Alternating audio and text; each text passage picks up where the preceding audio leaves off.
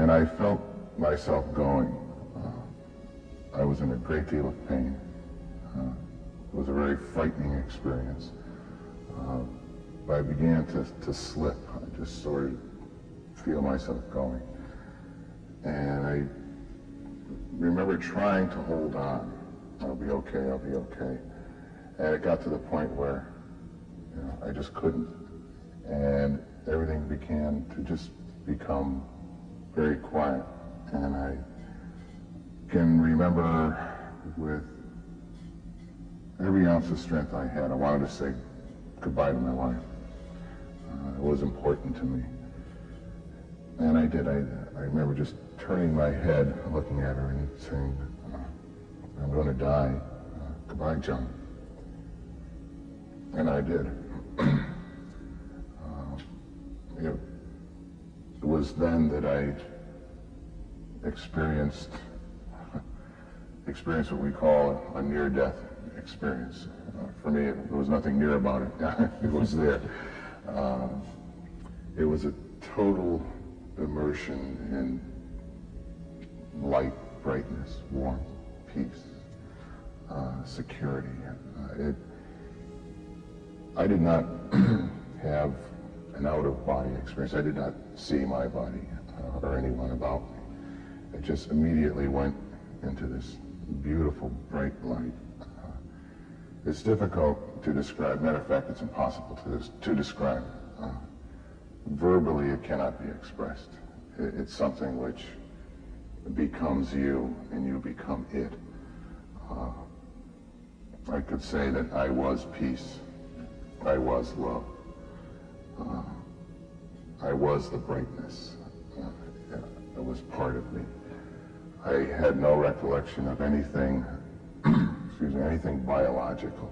It's not like you could see something, because your sight is biological. It's necessary here.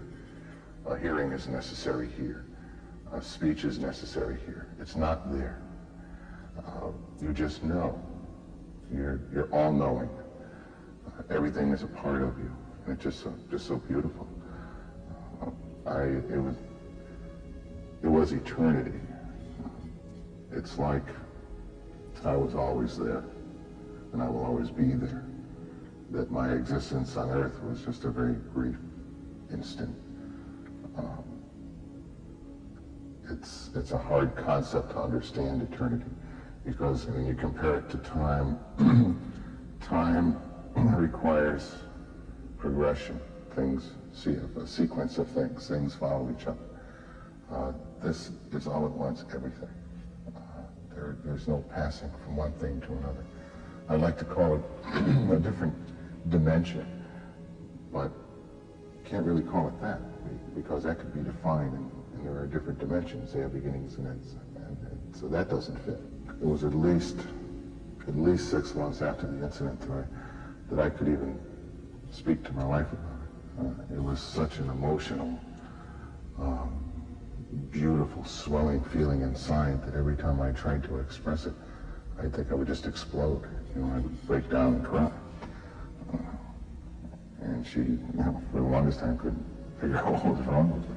Well, she must have wondered a lot then about how you were dealing with this episode, because she, as you say, is a nurse and knew the seriousness of your condition, and I guess also knew that you had, again, this is the case, that you had clinically died.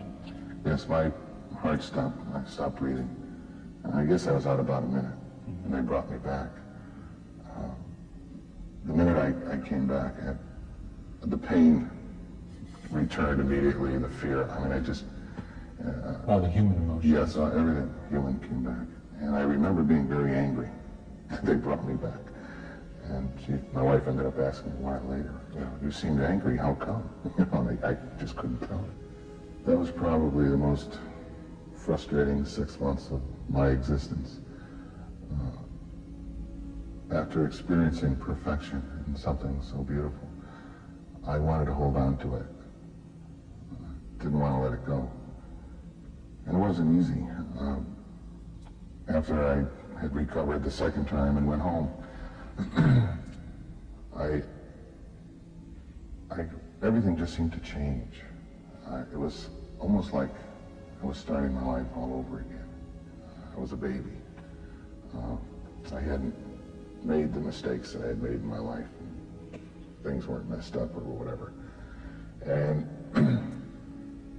I can recall in my attempt to hold on to this feeling and to hold on to this peace, I began to bump into earthly things, that of course aren't going to escape from you. They're there.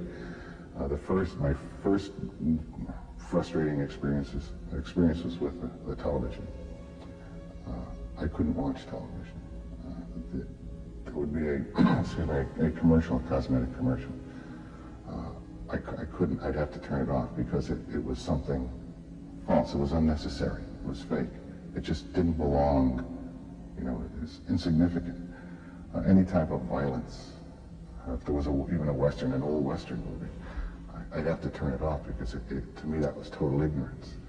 There was just no reason on earth to show people killing people. That was frustrating, especially when the family's sitting down trying to watch television and Dad gets up and turns it off all the time. So I finally just learned to go to my room. It got to the point where I had a great deal of time readjusting. And it was at that time, I have a very, very close friend who's a priest, we call him Father Bob, who sat down with me a few times and very understanding. He was a man that I know did not experience what I did, but he seemed to know. He knew what I was talking about. Very understanding. And perhaps the most important thing he did for me was to help me to readjust, to accept life, to understand that you are living, that, that is there, it will come again, and that there is much more here, and that I was here for a reason. And it did help. I'm back to watching television.